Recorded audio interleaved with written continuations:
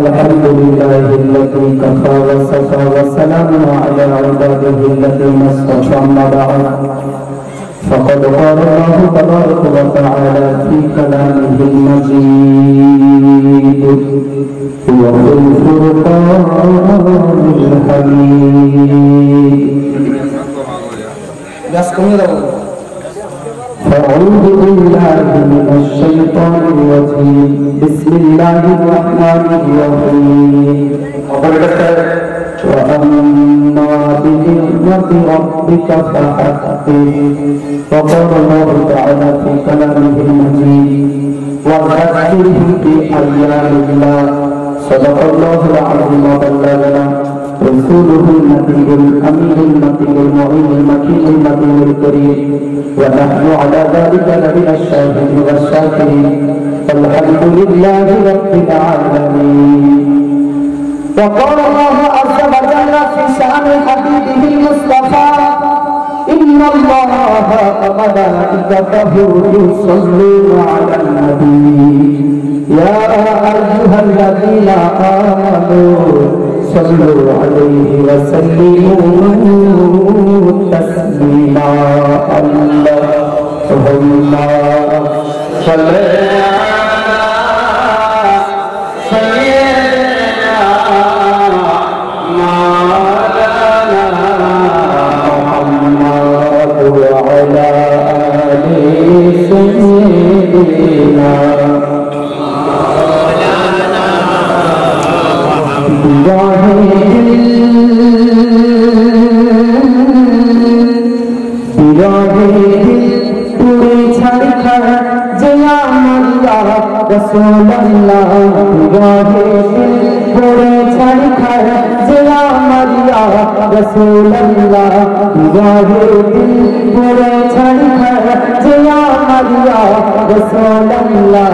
আমার কেউ নেই তুমি ছাড়া সাহারা ইয়া রাসূলুল্লাহ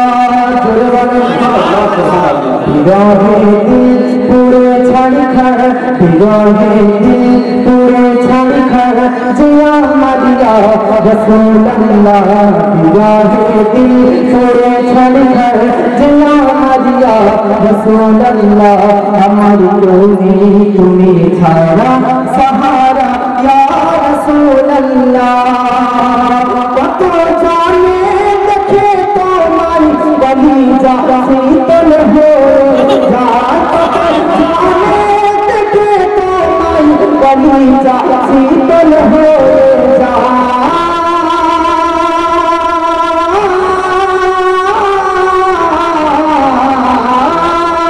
কত জানে দেখে তোমার বলি যা শীতল হয়ে যায় কত জানে দেখে তোমার বলি যা শীতল হয়ে যায় আমাদের দানা দিদার তাকি বলিয়া রাসূলুল্লাহ আমাদের দানা দিদার তাকি বলিয়া রাসূলুল্লাহ আমার কেউ নেই তুমি ছাড়া সাহারা ইয়া রাসূলুল্লাহ আমার কেউ নেই তুমি ছাড়া সাহারা ইয়া রাসূলুল্লাহ শুধু একবার দেখিতে চাই জীবনে আর যে পাওয়া নাই শুধু একবার দেখিতে চাই জীবনে আর যে চাওয়া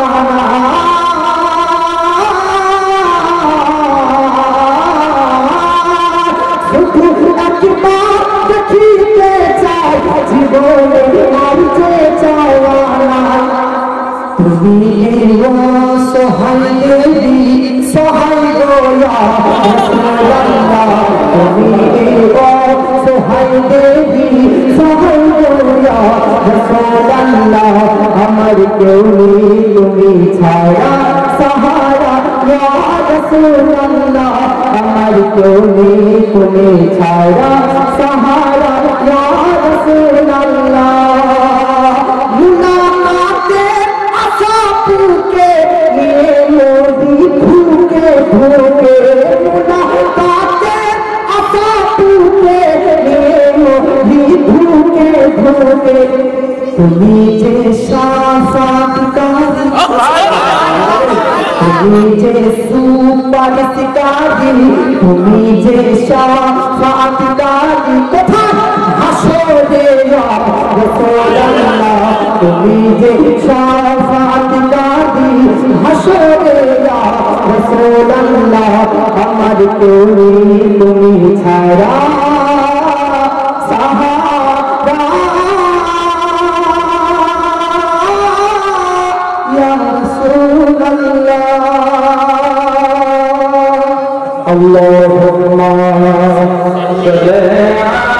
মুফতি ওবায়দুল্লাহ সাকাফি সাহেবুল্লাহ দামাত বরকাতুল আলিয়া তারপরে উস্তাদুল মুহতারাম উস্তাদুল মুকাররম হযরত হাফিজুল কারি গোলাম সাবির সাহেবুল্লাহ তাছাড়া প্রতাপপুর আজিজি আলিয়া সিরাজুল ইসলাম মাদ্রাসার প্রধান শিক্ষক প্রিন্সিপাল হযরত আল্লামা মাওলানা মুফতি শিহাবউদ্দিন সাহেবুল্লাহ এবং আমার পাশে বসে রয়েছেন নাবিলা হাফিজুল কারি নবাব সাহেবুল্লাহ স্টেজের মধ্যে আরো কর্মচারী বন্ধু প্রিয় এবং আরো অন্যান্য উলামায়ে কিরামগণ এবং আমার সম্মুখে বসে আছেন আপনাদের বয়োজ্যেষ্ঠ ভাইজান সবাইকে আমার আন্তরিক শুভেচ্ছা প্রীতি প্রেম ভালোবাসা আপনারা সকলে ভালো আছেন তো আলহামদুলিল্লাহ ভালো প্রতাপপুর মাদ্রাসা গৌরবের মাদ্রাসা আর আশেপাশের মধ্যে বহু অনেক প্রাচীন এবং পুরাতন মাদ্রাসা নাকি এই মাদ্রাসা থেকে পড়ে লেখাপড়া কমপ্লিট করে আজ ক্ষেত্র সুন্নিয়াতের কাজ দিন ইসলামের কাজ ভারতবর্ষের পশ্চিমবাংলার প্রান্তে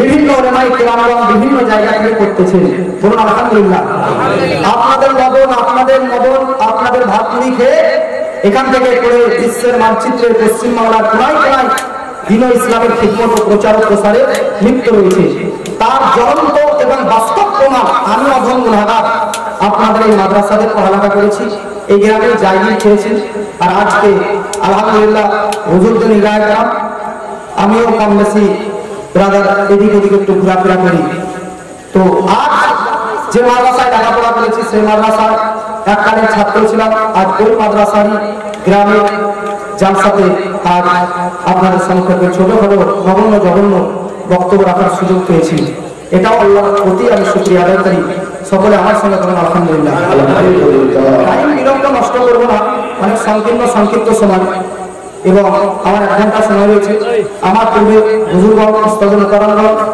আলিম উলামাগণ তলবারি জানগণ না মারতাবা হামদবাড়ি তাআলা এবং বক্তব্য অনেক রেখেছেন জীবনকে পরিবর্তন করার জন্য এবং এই জীবনকে আমাদের পথে আহ্বান করার জন্য ওনাদের বক্তব্যটুকুই যথেষ্ট তবে নতুন চেহারা আপনারা শোনার জন্য অপেক্ষিত রয়েছে শুনবেন আমার পরে আরেকজন বক্তা আছে তিনিও আসবেন ইনশাআল্লাহ তিনি অলরেডি পৌঁছে গিয়েছেন সরদার সাহেবের বাড়িতে আহ্বান করতেছেন কিছুক্ষণ পর আপনাদের সম্মুখে তিনি হাজির হয়ে যাবেন আপনারা কে বক্তব্য শুনতে ইচ্ছুক আছেন হাত তুলে নিয়ে রাসূলুল্লাহ আজকে এই প্রোগ্রাম আজকে এই জলসা মূলত মিলাদুন নবীকে কেন্দ্র করে 12 রবিউল আউয়ালকে কেন্দ্র করে কথা ঠিক না বলুন 12 রবিউল আউয়াল মিলাদুন নবীকে কেন্দ্র করে আজকে এই প্রোগ্রাম সাজিয়েছেন প্রোগ্রামের দৃশ্য প্রোগ্রাম দেখে বোঝা যাচ্ছে যে প্রতাপপুর গ্রামের মধ্যে সুন্নিয়াত ছড়ে রয়েছে আহলে সুন্নাত ওয়াল জামাত তথা সুন্নি দলের অন্তর্ভুক্ত গ্রামবাসী রয়েছে বলে মিলাদুন নবী পালিত হচ্ছে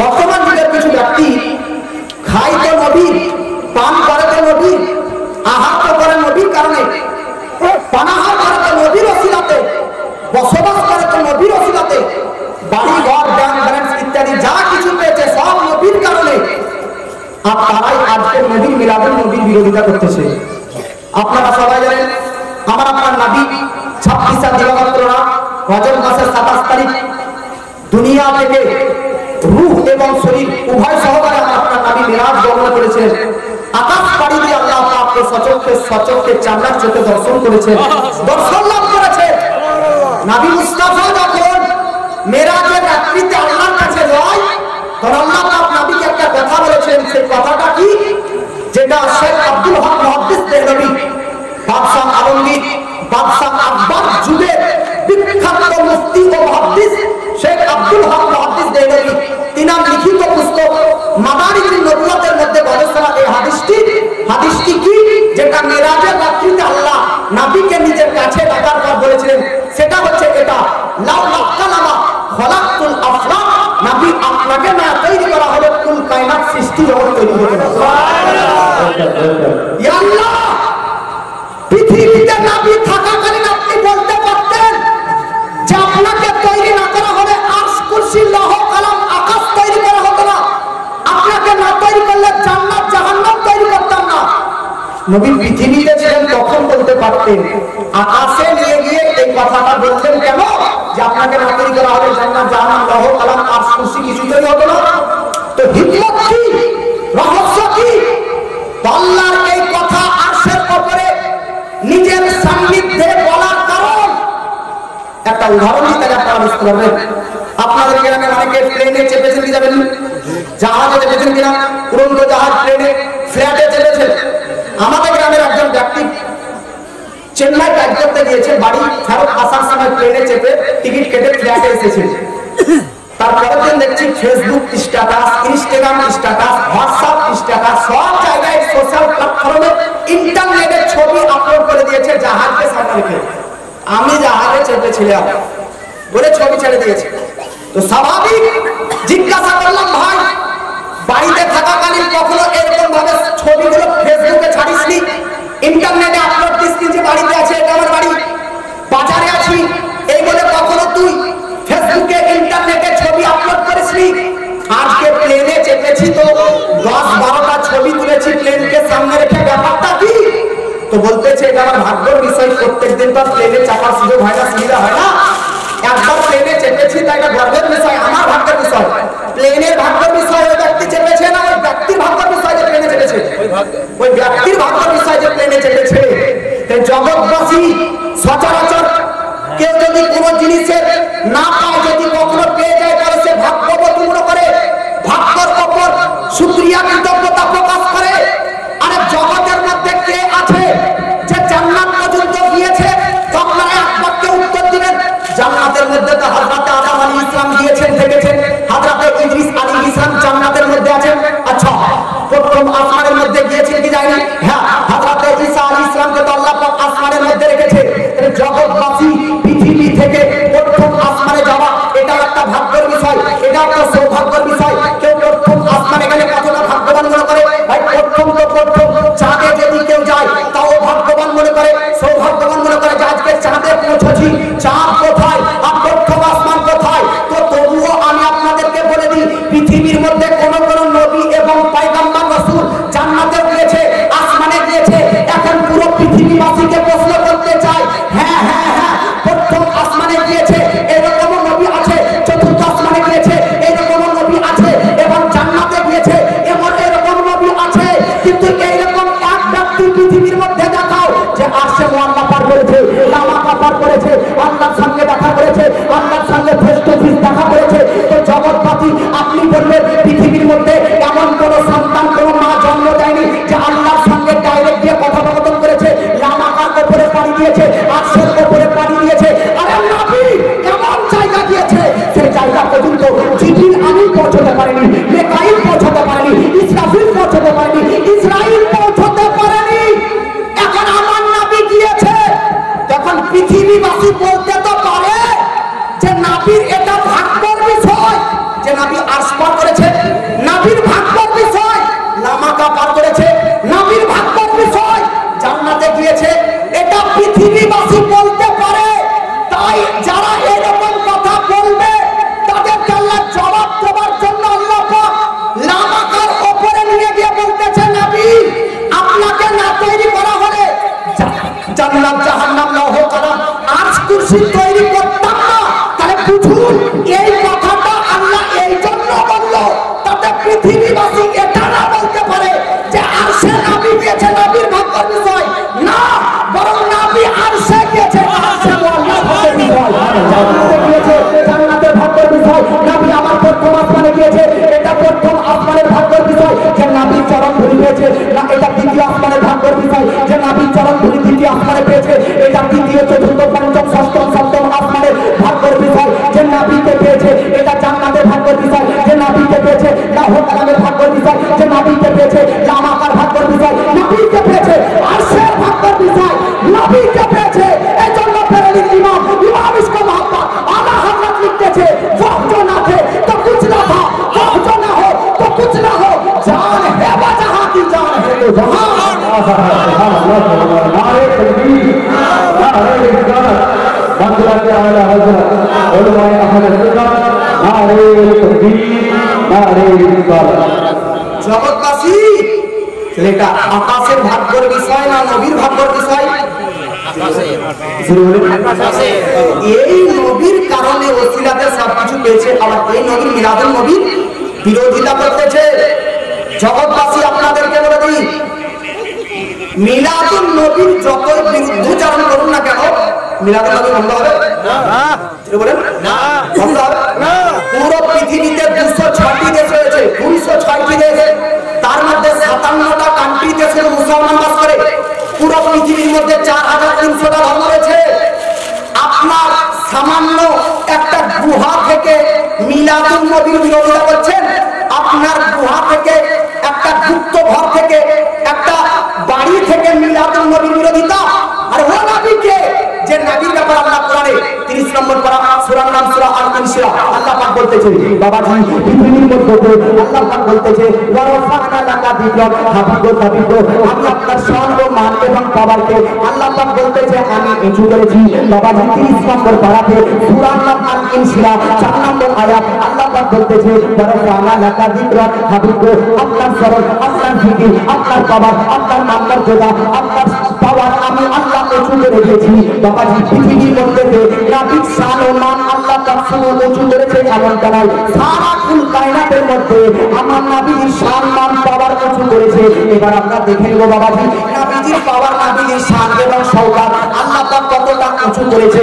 এই কথাটা যদি জানতে চান তাহলে আপনাদেরকে একটা কথা বুঝতে হবে, আল্লাহর কাছ থেকে নবীর নিকটে কুরআন আনার দায়িত্বে কোন ফেরেশতা ছিল আপনারা প্রত্যেককে জানেন। সেই ফেরেশতাটির নাম হযরত জিবরাইল আলাইহিস সালাম। বাবাজি হযরত জিবরাইল আলাইহিস সালামকে একদিন আল্লাহ জিজ্ঞাসা করতেছে আতাদরি কাইফা রাফাতু যিকরা, জিবরিল বলো তো আমার হাবিবুল কাবি আমার নবী জিকির পাওয়ার কতটা উঁচু করে দিয়েছি। হযরত জিবরিল বলতেছে আল্লাহ তুমি তোমার নবী তুমি তোমার হাবিবের তুমি তোমার মুস্তাফার পাওয়ার শান শওকত কতটা উঁচু করেছো তুমি একমাত্র জানো। তো আল্লাহ পাক এবার জিবরিল আমিনকে বলতেছে আর শুনো আমার হাবিবের শান শওকত কতটা উঁচু করেছি। আল্লাহ পাক বলতেছে হাদিসে কুদসির মধ্যে লিখিত রয়েছে, খাস করে সুরকানি আলাল মাওয়াহিব কিতাবের মধ্যে লিখিত রয়েছে। আল্লাহ পাক বলতেছে ইদা যুকিরতু যুকিরতা মারি, ও হাবিব গো আমি আল্লাহর জিকির আমি আল্লাহর জিকির যেখানে হবে ও নবী গো আপনারও জিকির আমি আল্লাহর পাশাপাশি চলবে। সুবহানাল্লাহ নবীর শান পাওয়ার কতটা উঁচু যে আল্লাহর যেখানে জিকির সেখানে তার জিকির। জোরে বলেন জোরে বলেন পেছন থেকে বলেন আল্লাহর জিকির যেখানে হবে সেখানে কার হবে? আবার আপনারা কি জানেন আল্লাহর জিকির কোথায় কোথায় হয়, আল্লাহর প্রশংসা কোথায় কোথায় হয়, আল্লাহর মর্যাদা কোথায় কোথায় বর্ণনা হয়? 27 নম্বর পারা 28 নম্বর পারা 5টি সূরা, 1 নম্বর সূরা সূরার নাম সূরা জুমা, 2 নম্বর সূরা সূরার নাম সূরা সাফ, 3 নম্বর সূরা সূরার নাম সূরা হাসর, 4 নম্বর সূরা সূরার নাম সূরা তাগাবুন। এই 4টি সূরা প্রথম নম্বর আয়াত আল্লাহ পাক বলতেছে সাব্বাহা লিল্লাহি মা ফিস সামাওয়াতি ওয়াল আরদ ওয়া ইসসাবিহু লিল্লাহি মা ফিস সামাওয়াতি ওয়াল আরদ। আল্লাহর জিকির কোথায় কোথায় হয়? 7 আসমান ও 7 জমিনে প্রত্যেকটি অঙ্গ প্রত্যঙ্গ প্রত্যেকটি কীট পতঙ্গ প্রত্যেকটি নদী নালা প্রত্যেকটি গাছপালা প্রত্যেকটি পশু পক্ষী প্রত্যেকটি জান্নাত ইনসান সব কিছু আল্লাহর জিকির করতে থাকে। দলিল 27 নম্বর পারা 4টি সূরা সূরা সাফ সূরা জুমা সূরা তাগাবুন এই 4টি সূরাতে আল্লাহ পাক বলতেছে 7 আসমান এবং 7 জমিনে প্রত্যেকটি অঙ্গ প্রত্যঙ্গ সব কিছু আল্লাহর জিকির চলতে থাকে। আর হাদিস থেকে আপনাকে একটু আগে বুঝালাম যেখানে আল্লাহর জিকির তার পাশাপাশি নবীর জিকির। তো জগৎবাসী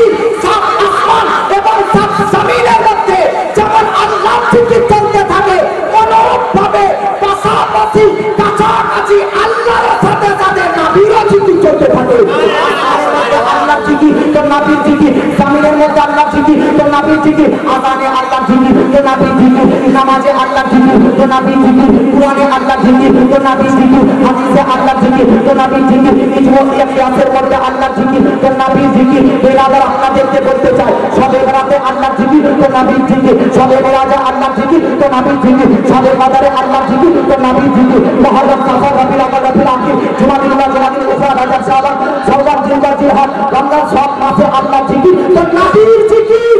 আল্লাহর জিকির যতদিন চলবে নবীরও জিকির চলবে, যত জায়গায় আল্লাহর জিকির হবে নবীরও জিকির হবে।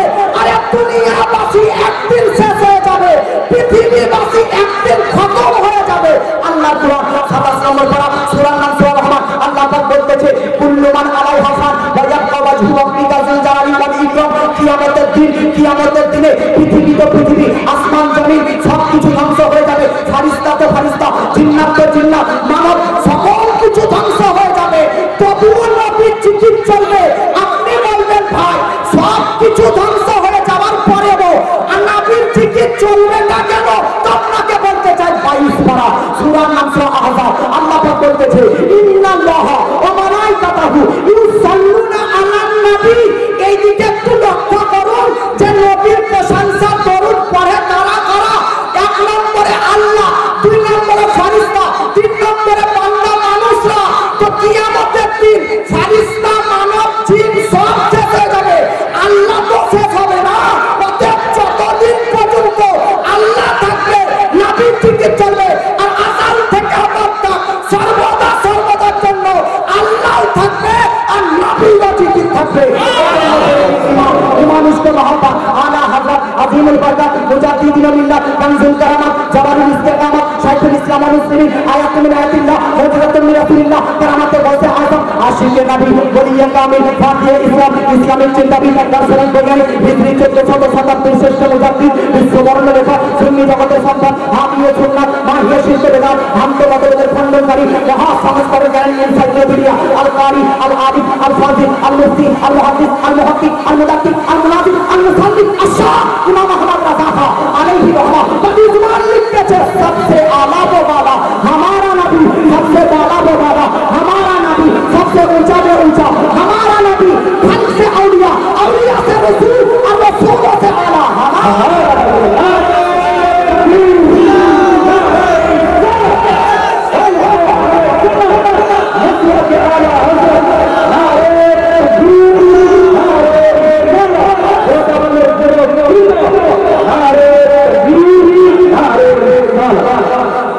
ভাই পৃথিবী শেষ হয়ে যাওয়া সম্ভব, মিলাদুল নবী শেষ হবে না। আসুন মিলাদুল নবী জিনিসটা কি, মিলাদুল নবীটা কি? মিলাদ শব্দটার আসল শব্দ কোন শব্দ থেকে মিলাদ তৈরি হয়েছে? মিলাদ শব্দটা তৈরি হয়েছে উলিদ থেকে। বলে ভাই ভাই মিলাদ শব্দটির আগত শব্দ কি? বাবু ঢোকা তো কিসে না বুঝে না ঢোকা তো কিসে না বাবু ঢোকা আমরা খাবে তার অফিস থেকে পিছনে নিয়ে যাবো। মিলাদ শব্দটার আসল শব্দ কি বললাম? উলিদ। কি যে বলতেছে আমাদের, আমাদের শব্দটা তৈরি হয়েছে আমি থেকে, আমি থেকে আমাদের। এই যে আপনারা জানেন শয়তান, শয়তান শব্দটা তৈরি হয়েছে শয়তান থেকে, মালাইকা তৈরি হয়েছে মালাক থেকে, ইনসান তৈরি হয়েছে ইনস থেকে, কুরআন, কুরআনের শব্দটা বানানো হয়েছে কারাআ থেকে, মুহাম্মদ আহমদ এই শব্দগুলো বানানো হয়েছে হামদ থেকে, মিলাদ বানানো হয়েছে উলিদ থেকে। আর আমি দায়িত্বশীলতার সাথে একটা কথা বলছি, একদম কারেন্টের মতন মাথায় সেট করে নিন।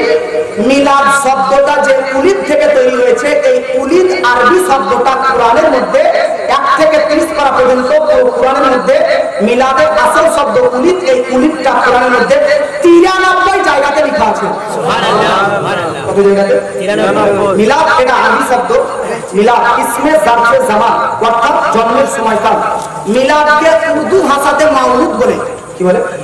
মাউলুদ। কোরআনের মধ্যে মাউলুদ শব্দটা 3 জায়গায় আছে। জোরে বলে সুবহানাল্লাহ।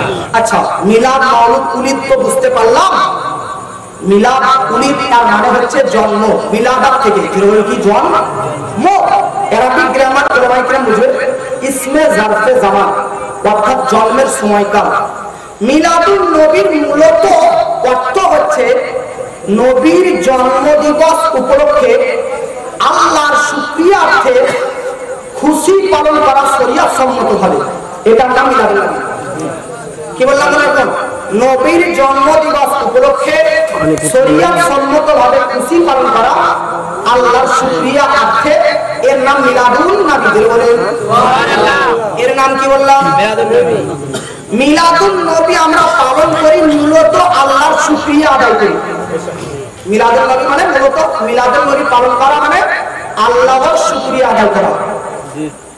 আচ্ছা একটা কথা বলেন, মিলাদুন নবীতে আমরা যে খুশি পালন করলাম বা করি, খুশি পালন করি তো বর্তমান যুগের কিছু ব্যক্তি বলে খুশিকে আরবিতে ঈদ বলা হয়। কি ঈদ? তো ভ্রান্ত মতবাদ পোষণকারীরা বলে যে বছরে মাত্র দুটো ঈদ, ঈদুল ফিতর আর ঈদুল আজহা।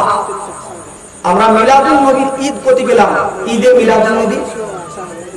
ঈদ শব্দের অর্থ খুশি, আনন্দ।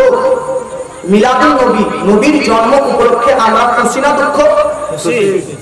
আপনারা ভাইজান বলেন খুশি না দুঃখ? খুশি। আরে ভাই মিলাদুন নবী, নবীর জন্ম উপলক্ষে কেন খুশি হব না? আর এমন নবী পেয়েছি যে নবীকে পেয়ে খুশি করা উচিত। কেন? তার কারণ ওই নবীকে স্বয়ং আল্লাহ খুশি করতে চেয়েছে। আরে যে নবীকে আল্লাহ রাজি এবং খুশি করতে চেয়েছে সেই নবীকে খুশি করতে হবে না? আব্দুল শুনেন বাবাজি, সূরা সূরা বাকারা 144 নম্বর আয়াতে আল্লাহ পাক বলতেছে ওয়াদনারা তাকাল্লুবা ওয়াজহিকা ফিস সামা ফালাতুওয়াল্লিয়ান্নাকা কিবলাতান তারদাহা ফাওয়াল্লি ওয়াজহাকা শাতরাল মাসজিদিল হারাম। জোরে বলেন সুবহানাল্লাহ। আমার নবীজি পৃথিবীতে প্রকাশ্য বাহায়া ছিলেন 63 বছর। কত বছর? 63। তার মধ্যে মক্কাতে নবী ছিলেন 53 বছর আর বাকি 10 বছর ছিলেন মদিনাতে। নাকি? আমার নবী মক্কা থেকে যখন মদিনা যায়, মদিনা যাওয়ার পর আল্লাহ পাক নবীকে কি বললেন জানেন? বলতেছে এ নবী, এ হাবিব, এ তাবিব, এবার আপনি এতদিন পর্যন্ত, আচ্ছা আপনারা বলেন তো আপনাদের কিবলা কোনটা? আমাদের কিবলা কোনটা? এক জায়গাতে বলতেছে হুজুর আমাদের কিবলা কোনটা? তো বলছে পশ্চিম দিক। পশ্চিম দিক আমাদের কিবলা নয়, ভারত থেকে পশ্চিমে কাবা শরীফ পড়ে, কিন্তু আমাদের কিবলা হচ্ছে কাবা। বহু দেশ আছে যে দেশে দক্ষিণ দিক দিয়ে কাবা শরীফ পড়ে, দক্ষিণ মুখে নামাজ পড়ে। আমাদের কিবলা কোনটা জানেন? কাবা। কাবার দিক করে তো নামাজ পড়ে মুতাওয়াজ্জিহান ইলা জিহাতিল কাবাতিশ শরীফা। আল্লাহু আকবার। মুখ আমার কাবা শরীফের দিকে। আল্লাহু আকবার। কাবা শরীফের দিকে নামাজ পড়ে। নবী মক্কা থেকে মদিনা গেলেন তো আল্লাহ পাক হুকুম নাযিল করেছেন, এই হাবিব আজকে পথ থেকে আর কাবার দিক করে নয়, ফিলিস্তিনের মধ্যে একটা মসজিদ আছে, ওটা দুটো নাম, একটা বাইতুল মুকাদ্দাস হাদিসের ভাষায় আর কোরআনের ভাষায় মসজিদুল আকসা। আল্লাহ পাক কোরআন নাম পড়া সূরা নাম সূরা বানি বনি ইসরাঈল। আল্লাহ পাক বলতেছে সুবহানাল্লাযী আসরা বিআবদিহি লাইলাম মিনাল মাসজিদিল হারাম ইলাল মাসজিদিল আকসা। ওই যে মসজিদে আকসা ফিলিস্তিনের মধ্যে আছে, আজকে পথ থেকে নবী আর মসজিদুল হারাম মানে কাবার দিক করে নয়, এবার মসজিদুল আকসা বা বাইতুল মুকাদ্দাসের দিক করে নামাজ পড়েন।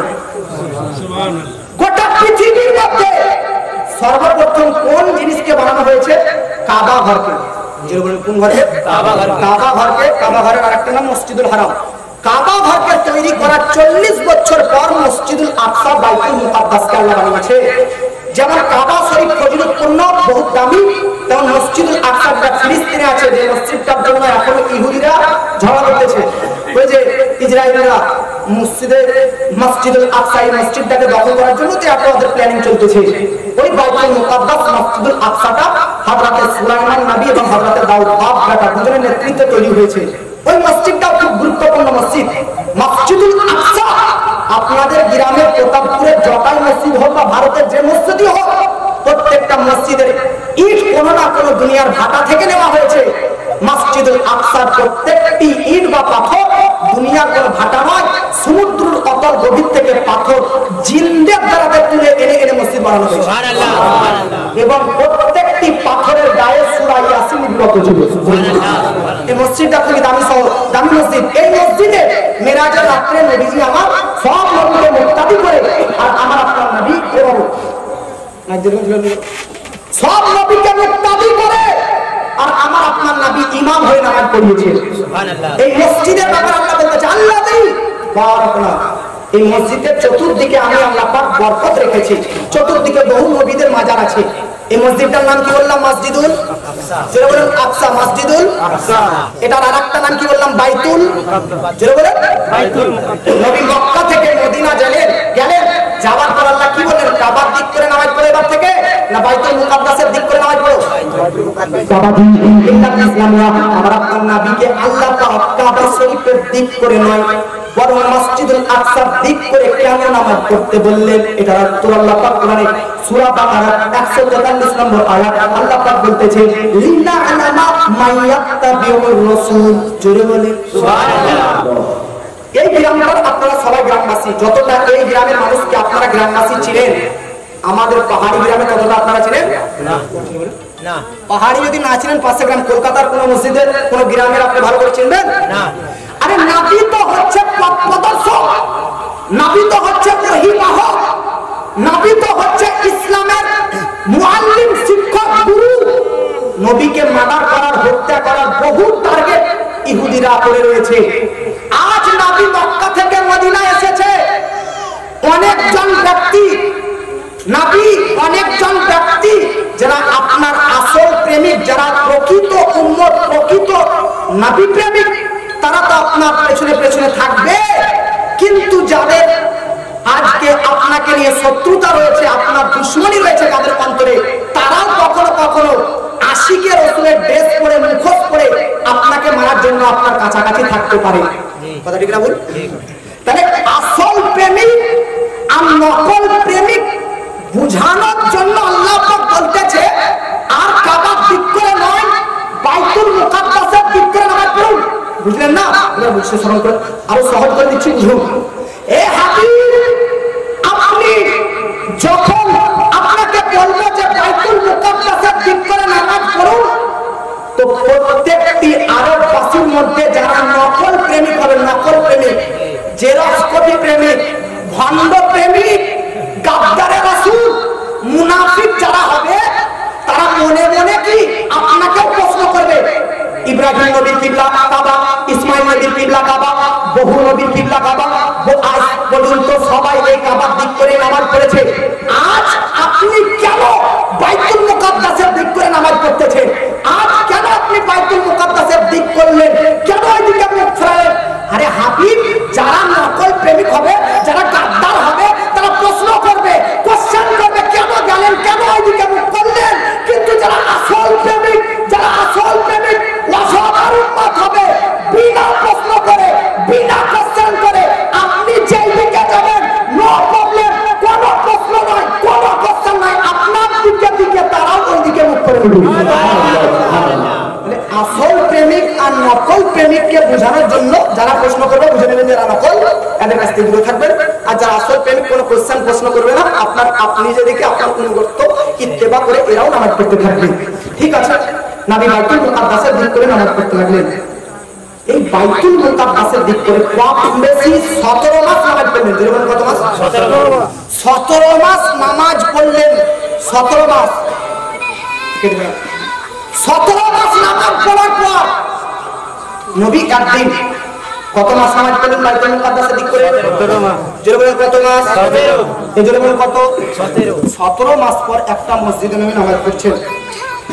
একটা মসজিদে নবী নামাজ পড়ছেন, মসজিদটার নাম হচ্ছে মসজিদে বানু সালমা। কি বললাম? এখন ওই মসজিদটার নাম হয়ে গেছে মসজিদে কিবলাতাইন। মসজিদে বানু সালমাতে নবী জোহরের নামাজ পড়তেছেন। তবু কোন দিকে মুখ করে? বাইতুল মুকাদ্দাসের দিক করে। 17 মাস ধরে নামাজ পড়ছেন। জোহরের নামাজ, ফরজ নামাজ কত রাকাত? 4। যুবক ভাইরা বলে জানি না গো, আমরা তো জানি না, তো কি জানবো? 4। কত রাকাত? 4 রাকাত। আচ্ছা বলেন, নামাজ পড়তে পড়তে যদি কেউ একবার এদিকে তাকায়, একবার ওই দিকে তাকায়, নামাজ হবে না? মশলা শুনেন, নামাজ পড়াকালীন যদি কেউ চোখ ঘুরে এরকম করে, চোখ গর্দন নয়, ঘাড় নয়, কাঁধ নয়, চোখটা এরকম ঘুরে, তাহলে নামাজ মাকরুহে তানজিহি হবে। নামাজ তো হয়ে যাবে, তবে তানজিহি নামাজ হবে। আর যদি গর্দন হিলা এদিকে ওদিকে যায়, তাহলে নামাজটা মাকরুহে তাহরিমি হবে। আমাদের গ্রামে, পাহাড়ি গ্রাম, তো বাস্তব কথা বলতেছি, আমার সাইডে একটা যুবক ছেলে নামাজ পড়তেছে। যুবক ছেলে, জুম্মার দিনে। তো ওর মুখে বোধহয় কাশি এসেছে বা ছুটি এসে গেছে হয়তো, নামাজ পড়তে পড়তে জানলা ওইখানে আছে, নামাজ পড়তে পড়তে এরকম হাত বেঁধে জানলার কাছে ছুটতে ফেলে এসে আবার নামাজ নামাজ হবে না, নামাজে হাঁটলে নামাজ হবে, তাহলে নামাজ হবে না। আমার নবীজি জোহরের টাইমে নামাজ পড়তেছে কোন মসজিদ, মসজিদে বানু সালমা বা মসজিদে কিবলাতাইন, 2 রাকাত নামাজ কমপ্লিট হয়ে গেছে আর 2 রাকাত আছে আর নবী আসমানের দিকে তাকিয়েছে।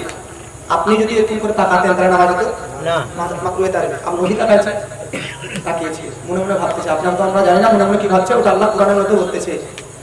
আচ্ছা আপনি আমি হলে ফতোয়া দিয়ে দিতাম মৌলভী সাহেব আপনার উপর দিকে তাকালেন আপনার নামাজ হবে, আপনি নবী আসমানের দিকে তাকিয়েছেন তো আল্লাহ কোরআনের মধ্যে অবতীর্ণ করতেছে আয়াত 144 নম্বর কি কদ নারা তাকাল্লুবা ওয়াজহিকা ফিস সামা, এ নবী ওয়াজহিকা আপনার ফেস, আপনার চেহারা, আপনার মুখমণ্ডল বারবার আসমানের দিকে কেন উঠতেছে আমি আল্লাহ পাক বুঝতে পেরে নিয়েছি। সুবহানাল্লাহ। কি বুঝতে পেরেছে আল্লাহ? আর নবী কি মনে মনে বলতেছে? নবী মনের মধ্যে একটা প্রশ্ন হচ্ছে, আল্লাহর হুকুমে বাইতুল মুকাদ্দাসের দিক করে আল্লাহ নামাজ পড়তে বললেন, আর নবীর দায়িত্ব কর্তব্য কি ছিল যে নবী পড়ে যেতেন যতদিন না আল্লাহ পর্যন্ত না হুকুম করতেন, কিন্তু নবী কেন রিকোয়েস্ট করতেছে? আচ্ছা মদ হারাম, এখন কোন ব্যক্তি যদি বলে আল্লাহ যদি মদটা হালাল তাহলে কি হবে? আপনার ভাবা এটা কোনো স্কোপ আছে, সুযোগ আছে আপনাদের? নামাজ পড়া 5 ওয়াক্ত ফরজ, যদি বলতেন আল্লাহ ফজরটা বাদ দিয়ে দিতে কিছু জোহর থেকে করতে তাহলে ভালো হতো, ঘুমাতে পারতাম, সঙ্গে সঙ্গে ইমান হারাম গিয়ে যাবে না বাবাজি? তো আমার আপনার নবীজি কিবলা চেঞ্জ করতে চাইছেন যে এতদিন 17 মাস জাপান করলাম, এবার আল্লাহ আগেকার মতো কাবাটাকে কিবলা বানিয়ে দিন। আর দেখুন আল্লাহ পাক কি বলতেছে, সরাসরি অথেন্টিক কোরআনের আয়াত আল্লাহ বলতেছে, দেখুন এটাই বোঝার জন্য এতক্ষণ লম্বা চড়া করলাম কি, ফালা নুওয়াল্লিয়ান্নাকা কিবলাতান তারদাহা ফাওয়াল্লি ওয়াজহাকা সাতরাল মাসজিদিল হারাম। এ মুস্তাফা, আরে আপনার খুশির জন্য 50 ওয়াক্তের নামাজকে 5 ওয়াক্ত করে দিয়েছি, আপনার খুশির জন্য বদর হুনাইনের যুদ্ধে হাজার হাজার ফেরেশতা মুসলমানদেরকে সাপোর্ট করার জন্য পাঠিয়েছি, আপনার খুশির জন্য আপনার উম্মতের গুনাহ মাফ করে দিয়েছি। যান আপনি আজকেও চাইছেন কাবাটা কিবলা হোক, ফালা নুওয়াল্লিয়ান্নাকা কিবলাতান তারদাহা, আপনার রাজির জন্য আপনার খুশির জন্য আজ থেকে কিয়ামত পর্যন্ত আপনি এবং আপনার সকল উম্মতের জন্য কাবাটাকে কিবলা বানিয়ে দিন। জগৎবাসী আল্লাহ পাক নবীকে যে বললেন কথাটা তারদাহা, কি বললেন বলুন? তারদাহা এরকম একটা আয়াত তাওরাতে দেখান, জাবুরে দেখান, ইনজিলে দেখান, এরকম একটা শব্দ আল্লাহ পাক পৃথিবীতে আর অন্য কোন নবীর জন্য ব্যবহার করেছে না। তারদাহা মানে হচ্ছে আপনাকে খুশি করতে চায়। আচ্ছা বান্দা আপনি কি জানেন ব্রাদার, আল্লাহ পাক নবীকে কি খুশি করতে চায়? নবীর খুশির জন্য কিবলা চেঞ্জ করে দেওয়া হলো, নবীর খুশির জন্য 50 ওয়াক্তের নামাজ 5 ওয়াক্ত করে দেওয়া হলো, নবীর খুশির জন্য বদর এবং হুনাইনের যুদ্ধের প্রান্তরে হাজার হাজার ফেরেশতাদেরকে মুসলমানদের সাপোর্ট করার জন্য পাঠানো হলো। আচ্ছা আপনি কি জানেন কিয়ামতের দিন হাসরের মাঠে প্রতিফল দিবসে, প্রতিদান দিবসে, এই হাদিসটি ফাতোয়ায়ে রাদিয়ার মধ্যে আলা হযরত নিজে লিখেছেন, হাসরের প্রান্তরে যখন আদম থেকে সব মানুষ একত্রিত সমাবেত হবে, ওই সময় আল্লাহ যে কথা বলবে সেটা ফাতোয়ায়ে রাদিয়া আলা হযরত কাউন্টিং করেছেন হাদিসটি, সেটা কি? কুল্লু ইয়াতলুবুনা রিদাই ওয়া আনা আতলুবু রিদাকা ইয়া মুহাম্মদ। এ মুহাম্মদ মুস্তাফা, হাসরের প্রান্তরে আজ আমার সবাই রাজি করতে চায়, আমার সবাই সন্তুষ্ট লাভ করতে চায়, ওয়ানলি আপনি যা রাজি আমি আল্লাহ পাক চাই। পৃথিবীর মধ্যে এইরকম শব্দ কার জন্য ব্যবহার হয়েছে? আপনার জন্য না। আরে আপনি জালসা শুনতে এসেছেন কেন? আল্লাহকে রাজি করার জন্য। আপনি আজকে মিলাদ শুনতে এসেছেন কেন? আল্লাহকে খুশি করার জন্য। আচ্ছা নামাজ রোজা হজ যাকাত কেন করেন? আল্লাহকে রাজি করার জন্য। তাহাজ্জুদ এবং নামাজ কেন করেন? আল্লাহকে রাজি করার জন্য। পৃথিবীর মধ্যে প্রত্যেকটা ব্যক্তি, প্রত্যেকটা মানুষ, প্রত্যেকটা ব্যক্তি সব আল্লাহর জিকির করে, আল্লাহর উপাসনা করে, আল্লাহর আরাধনা করে। সবার মধ্যে লিল্লাহিয়া খুলুসিয়াত আছে, তো সবাই ইবাদত করে এক আল্লাহকে রাজি করার জন্য। ওয়ালি আমার নবী সবাই আল্লাহকে খুশি করতে চায় আর স্বয়ং আল্লাহ আমার নবীকে খুশি করতে চায়। ইমাম ইসকো মোহাম্মদ আলা रजा चाहते हैं तो आलम खुदा की रजा चाहते हैं तो आलम और खुदा चाहता है रज़ाए मोहम्मद सल्लल्लाहु अलैहि वसल्लम। আপনাকে এতক্ষণ ধরে এটাই বোঝাতে চাইলাম যে আল্লাহ নবীকে খুশি করতে চেয়েছে বা খুশি করেছে, সে নবীকে পেয়ে আমরা খুশি হব না? 30 নম্বর পারা সূরা নাম সূরা আত-তাহা আল্লাহ পাক ওখানে বলেছে ওয়ালা সাউফা ইউতিকা রাব্বুকা ফাতার, দোয়া জোরে বলেন ফাতার, ওখানে একটা তার দেওয়া হলো না, এখানে বলতে ফাতার দোয়া সূরা দোহার মধ্যে আল্লাহ পাক বলতেছে হে হাবিব এ মুস্তাফা আপনাকে অতি সন্নিকটে এত কিছু দিব যে আপনি রাজি হয়ে যাবেন। বাবা পৃথিবীর মধ্যেতে বাবা একটা সময় নবীর প্রতি তো কোরআন আসতেছে হঠাৎ করে কিছু দিনের জন্য কোরআন শরীফ আসা বন্ধ হয়ে গেছে আল্লাহর কাছ থেকে কোরআনের আয়াত। মনে রাখবেন কোরআন শরীফ আমার নবীর প্রতি অবতীর্ণ হয়েছে 23 বছর ধরে। কত বছর ধরে? 23 বছরের টার্গেটে কোরআন অবতীর্ণ হয়েছে। কিছুদিনের জন্য কোরআন আসা অফ হয়ে গেছে। তো আরবের কাফেররা, আরবের মুশরিকরা, মুনাফিকরা কি বলতেছে জানেন? দেখ মুহাম্মদের উপর কোরআন শরীফ আসা বন্ধ হয়ে গেছে, মানে আল্লাহ মুহাম্মদকে ছেড়ে দিয়েছে। আল্লাহ মুহাম্মদকে নবীকে ছেড়ে দিয়েছে, নবীকে ছেড়ে দিয়েছে। এজন্য তো নবীর প্রতি আর কোনো ওহী আল্লাহ পাঠায় না, কোনো বার্তা পাঠায় না আল্লাহ পাক। তারপরে এই সূরাটা নাযিল করলো সূরা দুহা ওয়াদ-দুহা ওয়াল-লাইলি ইযা সাজা মা ওয়াদ্দাআকা রাব্বুকা ওয়া মা ক্বালা। এ হাবিব আপনার নূরানীময় চেহারার কসম, আপনার ঝলকময় চুলের কসম, আল্লাহ আপনাকে ছাড়েননি। অতি সন্নিকটে এমন কিছু আপনাকে দান করবে যে আপনি রাজি হয়ে যাবেন। মূল কথা আপনি যেটা বলতেছিলাম মিলাদুন নবী, আমরা মিলাদুন নবীতে খুশি পালন করব কি করব না? মিলাদুন নবী মানে আরেকটু সহজ করে দিচ্ছি, মিলাদুন নবী মানে আল্লাহর শুকরিয়া আদায় করা। নবীকে পেয়ে, কাকে পেয়ে? এত বড় নবী যে নবীকে তৈরি না করা হলে কিছুই তৈরি হতো না, তাকে পেয়ে আল্লাহর শুকরিয়া আদায় করবো না? আবার আসুন দেখি আমরা যে আল্লাহর শুকরিয়া আদায় করার ব্যাপারে কিছু কোরআনে আছে কিনা। অথেন্টিক 7টা অ্যাকশন মহব্বত সুবহানাল্লাহ। বাবা ইসলামিয়া আল্লাহ রাব্বুল আলামিন কোরআনের মধ্যে বলেছে ওয়াযাক্কিরহুম বি আইয়ামিল্লাহ, জোরে বলুন সুবহানাল্লাহ। ওয়াযাক্কিরহুম বি আইয়ামিল্লাহ আছে কিনা কোরআনে?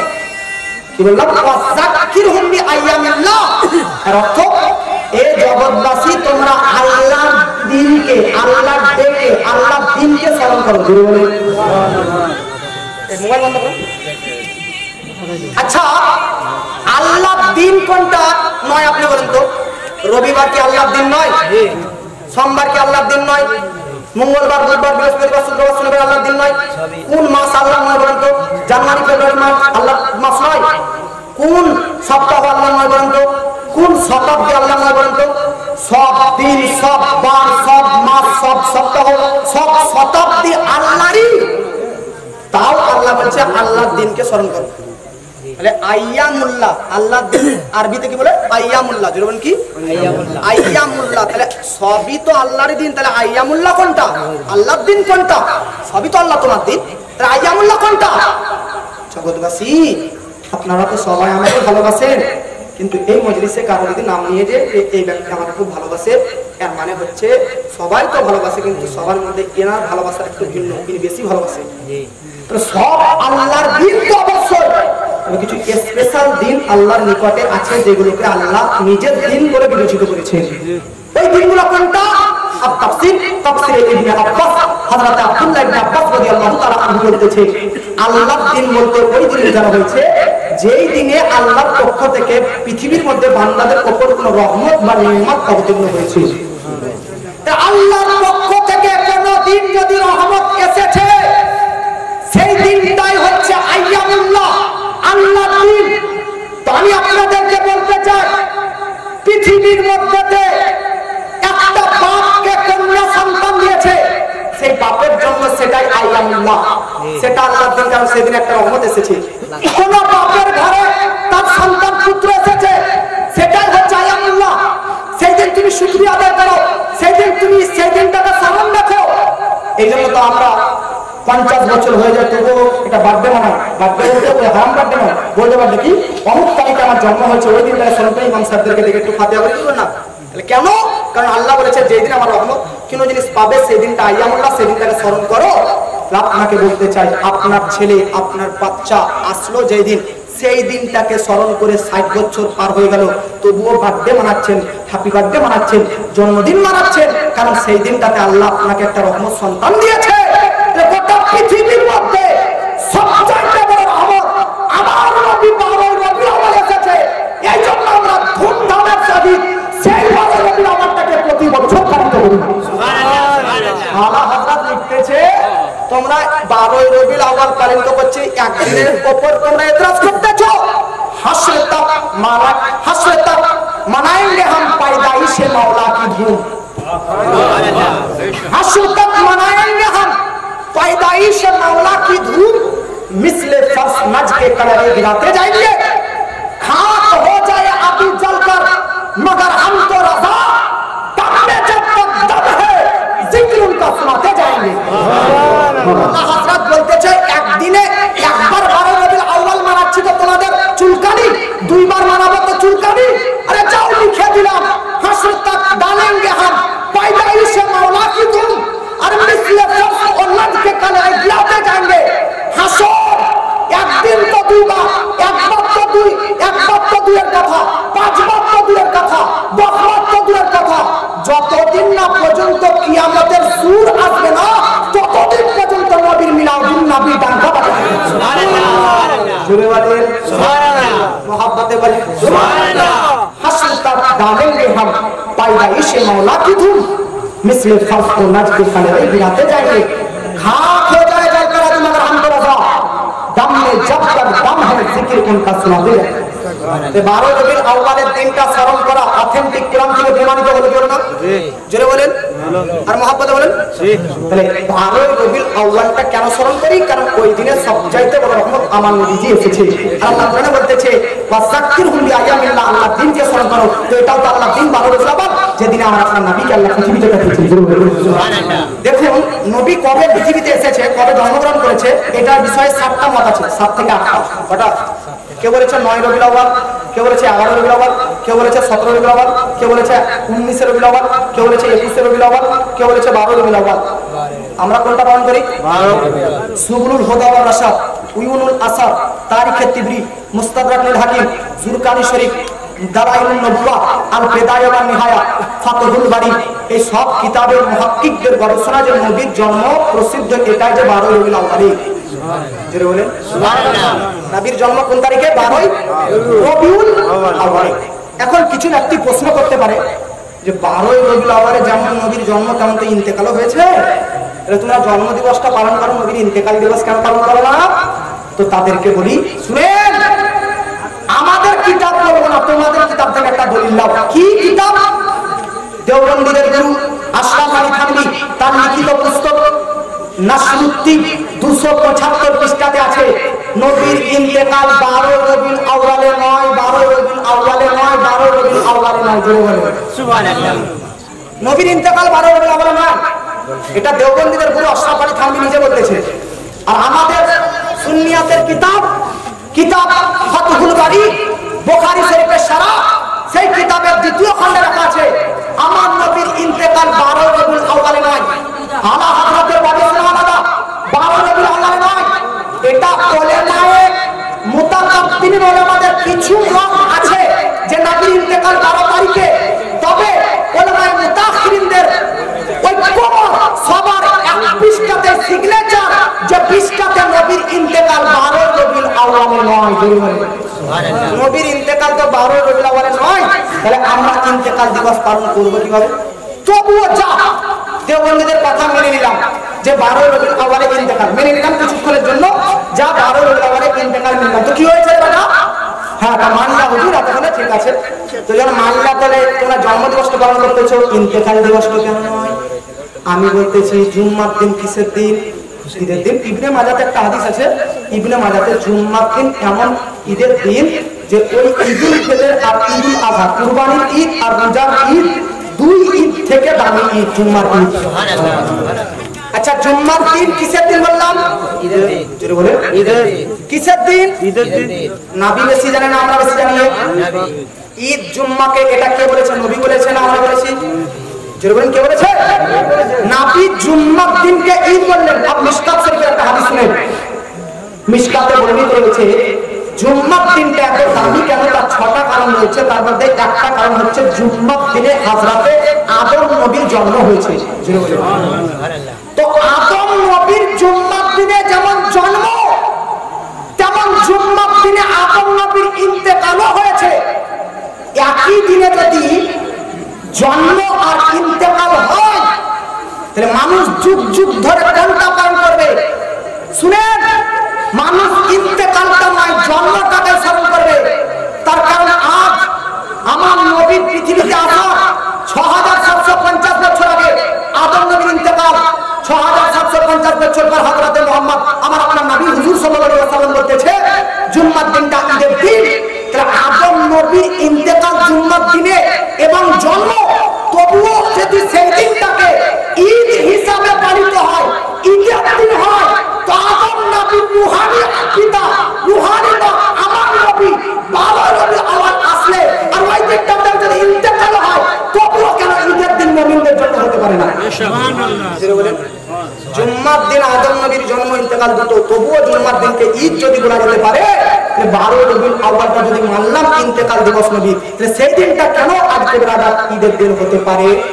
হতে পারে কি হতে পারে না? এই জন্য বলেন হতে পারে কি পারে না? এই মহব্বত বলে পারে। এটা 1 নম্বর জবাব। 2 নম্বর, আমরা নবীর ইন্তেকাল দিবস শোক পালন করিয়ে না, তার কারণ হচ্ছে একটা, যে আমাদের নবী জিন্দা নবী। জি বেশক জিন্দা মুর্দা, জিন্দা জোরে জিন্দা মুর্দা, জিন্দা জিন্দা মুর্দা, জিন্দা। আল্লাহ কোরআনের মধ্যে সূরা আল বাকারার মধ্যে একটা আয়াত দিয়েছে কি, ওয়ালা তাকুলু লিমা ইউকতালু ফি সাবিলিল্লাহ, সাবিলিল্লাহ, যারা আল্লাহর পথে শহীদ হয়ে যায় তাদেরকে মারা বলিও না, মুর্দা বলিও না। কেন? বাল আহইয়া, তারা হচ্ছে জীবিত। জোরে বলেন সুবহানাল্লাহ। আল্লাহর পথে যারা শহীদ হয়ে যায় তারা কার নামে? আল্লাহ এবং আল্লাহর নামে কিনা, নবীর নামে কিনা? আল্লাহর পথ কোন পথটা? যে পথে নবী নয় ওই পথটাকে আল্লাহ হতে পারে? যে পথে আল্লাহ প্লাস নবী আছে ওটাই তো আল্লাহ পথ, ওটাই তো ফি সাবিলিল্লাহ। তো যারা আল্লাহ আর নবীর পথে শহীদ হয়ে যাবে, হত্যা হয়ে যাবে, তারা যদি জিন্দা থাকে, তো পথের মালিক নবী কি কবরে জিন্দা থাকবে কি থাকবে না? আচ্ছা, একটা কথা ওলামা ইকরাম আছে, একটা হুজুর আছে, বলতেছি, ওয়ালা তাকুলু লিমা ইউকতালু ফি সাবিলিল্লাহ, আল্লাহর পথে যারা শহীদ হয়ে যায় তাদেরকে মুর্দা বলিও না, বাল আহইয়াউন, তারা জিন্দা। আচ্ছা, বাল আহইয়াউন মানে তারা জিন্দা। একটা কথা বলেন, এই যে এতটুকু আয়াত ওয়ালা তাকুলু লিমা ইউকতালু ফি সাবিলিল্লাহ, বাল আহইয়াউন মানে জিন্দা, এটা বললাম না, এতটুকু আয়াত ওয়ালা তাকুলু বলিও না লিমা ইউকতালু ফি সাবিলিল্লাহ, যারা আল্লাহর পথে শহীদ হয়ে যায় তাদেরকে কি বলবো না? মুর্দা বলিও না। আপনারা বলেন তো মুর্দার বিপরীত শব্দ কি? মুর্দার বিপরীত শব্দ জিন্দা। আমি যদি বলি যে এইখানে অন্ধকার নাই, এর মানে কি? আলো। এখন দিন নাই, এর মানে রাত্রি। তাহলে দিন নাই বললে রাত প্রমাণ হয়ে যায়। এখানে অন্ধকার নাই প্রমাণ হয়ে যায় আলো আছে। তাহলে আল্লাহর পথে যারা শহীদ হয়ে যায় তাদেরকে মুর্দা বলিও না, প্রমাণ হয়ে যাচ্ছে তো জিন্দা। তবু আল্লাহ কেন তুমি বললে তারা জিন্দা? আরে যখন এতটুকু আয়াত ওয়ালা তাকুলু লিমা ইউকতালু ফি সাবিলিল্লাহ, যারা আল্লাহর পথে শহীদ হয় তাদেরকে মুর্দা বলে না। হ্যাঁ, তো মুর্দা বলবো না মানে জিন্দা। তবু আল্লাহ কেন তুমি পালা ইয়া প্রকাশ্যভাবে কতইভাবে কেন বললে যে তারা জিন্দা? জিন্দার আয়াত কেন নিয়ে আসলা? মুর্দা বলিও না, ওই আয়াত থেকে তো জিন্দা প্রমাণ হচ্ছে। কথা ঠিক রাখুন। এবার একটা কথা বলি, এই যে ইনি কি আমাদের সমাজে যার চোখ বন্ধ তাকে কানা বলিয়ে কিনা? বলে স্টেজে হুজুর ওনাকে ডাকলেন তো কানা বললেন না? বললেন কানা? ওনাকে কানা বলবো না এর মানে উনি কানা নয়? জোরে বলেন। ওনাকে আমি কানা বলিয়ে না বললাম না, তার মানে উনি ওনার দৃষ্টিশক্তি আছে না? ওনাকে কানা বলিয়ে না তার মানে কি ওনার চোখ আছে না? ওনার চোখ নেই, দৃষ্টিশক্তি নেই, তবুও কানা উনি, তবুও আমরা কানা বলিয়ে না কেন? সম্মানের খাতিরে, ইহতিরাম। মানুষকে একটা সভ্যতা আদর্শতা তো আছে, সম্মান তো আছে, তাই সম্মানের খাতিরে আমরা ওনাকে কানা ভুলিয়ে না। কানা ভুলিয়ে না এর মানে যে উনি কানা নয় তা নয়, কানা তো অবশ্যই, কিন্তু আমরা কানা ভুলিয়ে না কেন? সম্মানার্থে। কেউ আমরা তোকে ডাইরেক্ট বলে আমরা সম্মান করা হলো, তোকে ল্যাংড়া বলেন না, তার মানে কি ল্যাংড়া নয় ভাই? কোনো কানা ব্যক্তিকে কানা না বলাটা যে সে কানা নয় এমনটা নয়। ঠিক আল্লাহর পথে যারা শহীদ হয়ে গেছে তাদেরকে তোমরা মুর্দা বলিও না, পরে আল্লাহ বলেছে তারা জিন্দা। তো যদি এই জিন্দা এই শব্দটা আল্লাহ না বলতো জগৎবাসী ভাবতো হয়তো যারা আল্লাহর পথে তো মারা গেছে, শহীদ হয়েছে, অতএব তাদেরকে হতে পারে আমরা কোনো মানুষ ভাবতো যে আল্লাহ হয়তো তাদেরকে সম্মানার্থে বলেছে যে মুর্দা বলিও না। কথা বুঝতে পেরেছেন? যারা আল্লাহর পথে শহীদ হয়ে যায় তাদের ব্যাপারে আল্লাহ প্রকাশ্য আয়াত আরেকটা এনেছে, বলা ইয়াকুন তারা জিন্দা। তো এটা না বলতেও পারতো, কারণ যাদেরকে মুর্দা বলিও না মানে প্রমাণ হচ্ছে তারা জিন্দা। তবুও কেন আনলো? তেমন এটাই উদাহরণ, কোন কানা ব্যক্তিকে কানা বলিয়ে না এর মানে হচ্ছে এটা যে তার সম্মানার্থে কানা বলিয়ে না। তো কানা ব্যক্তিকে কানা না বলা এটা সম্মান, কিন্তু বাস্তবে সে কানা। আল্লাহর পথটা একটা বিশাল পথ, তারা যারা আল্লাহর পথে নিহত হয়ে যায় তাদেরকে মুর্দা বলিও না এতটুকু বলে আল্লাহ যদি ছেড়ে দিত তাই জগৎবাসী হয়তো এটা বলে দিত যে হতে পারে আল্লাহর পথে তো তারা শহীদ হয়ে গেছে, তাই হয়তো সম্মানার্থে তাদেরকে মুর্দা বলিও না এটা বলতেছে। তাই আল্লাহ বলতেছে না, সম্মানার্থে নয়, বাস্তবি হাকিকাতে বালাহিয়াউন তারা জীবিত রয়েছে। হাকিকাতে বাস্তবেই তারা জিন্দা রয়েছে। আমার কথা একটাই, আল্লাহর পথ নবীর পথে নিহত হয়ে যাওয়া ব্যক্তি জিন্দা থাকতে পারে, আমার নবী জিন্দা থাকতে পারে। নারে তাকবীর, নারে রিসালাত, মাসলাকে আলা হযরত হযরতে আদম নবী তিনার কাছ থেকে তিনার ছেলে হযরতে শীষের বেটা ইয়ানাসের বেটা কায়নান, কায়নানের বেটা মাহিলাদের বেটা কায়নান, কায়নানের বেটা ইদ্রিসের বেটা মুতাওয়াসসিকের বেটা লামাতের বেটা নূহ, নূহ ইসলামের বেটা সামের বেটা জুহালের বেটা সালিহের বেটা নূহের বেটা সালিহের বেটা আবির বেটা দাতার বেটা রাবার বেটা নওয়ার বেটা সারুর বেটা নাহুর বেটা তারিকের বেটা ইব্রাহিম খালিলুল্লাহ, জোরে বলেন ইব্রাহিম খালিলুল্লাহর বেটা ইসমাইল সাবিহুল্লাহর বেটা কাইদার বেটা আবাদের বেটা হামালের বেটা সাদিকের বেটা সালমানের বেটা হাইসার বেটা আলিয়াসার বেটা উহুদের বেটা আল্লাহর বেটা আদনানের বেটা মুইদের বেটা নাজারের বেটা মুদারের বেটা ইলিয়াসের বেটা মুদিকা বেটা হুজাইমার বেটা কেনানের বেটা নাজারের বেটা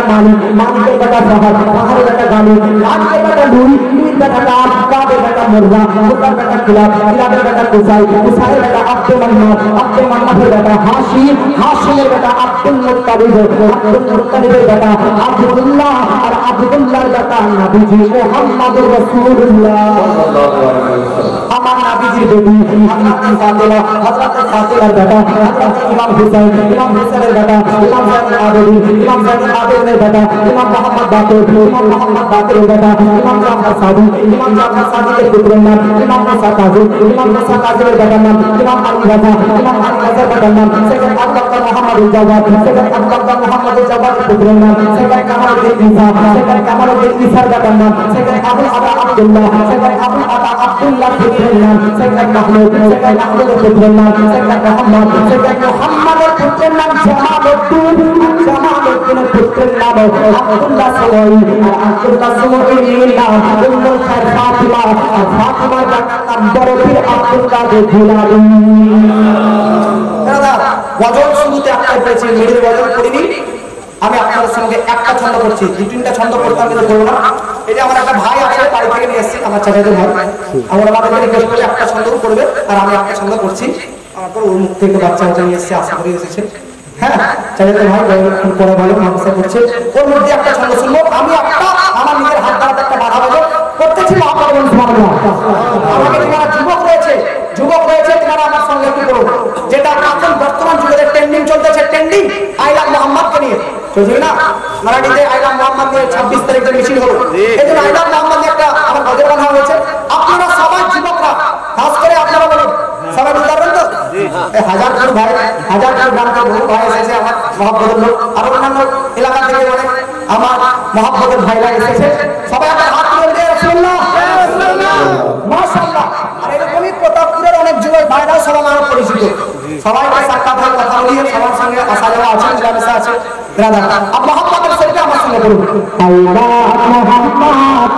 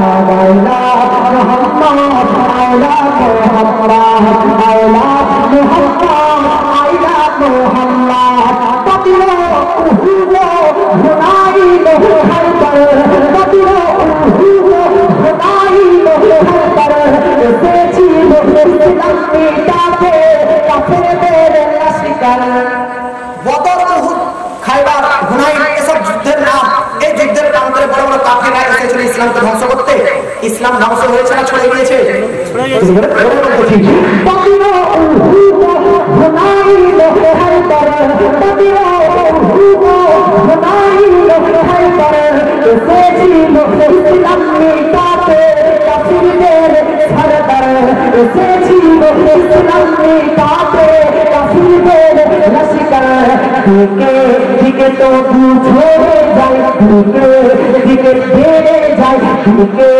तो छोड़े जाए मुस्लिम आदा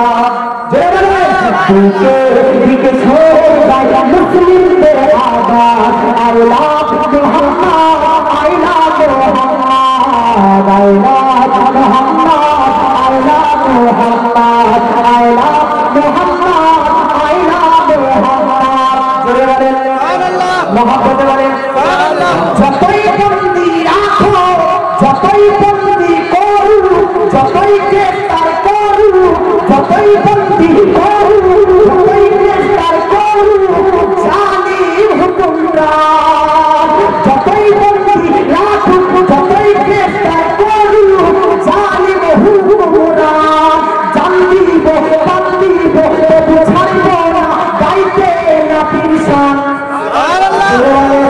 যতই বন্দি রাখু যতই গ্রেফতার করু ভারতের হুকুমরা জান দিব তবু ছাড়ব না গাইতে না পিরসান নাতি প্রেমিকদের নাতি আশিকদের এটাই নকশা সুবহানাল্লাহ এখানে বক্তব্য ইতি সব ঘোষণা করলাম বড় ভাষার মাধ্যমে যদি হয়ে থাকে ভুল ত্রুটি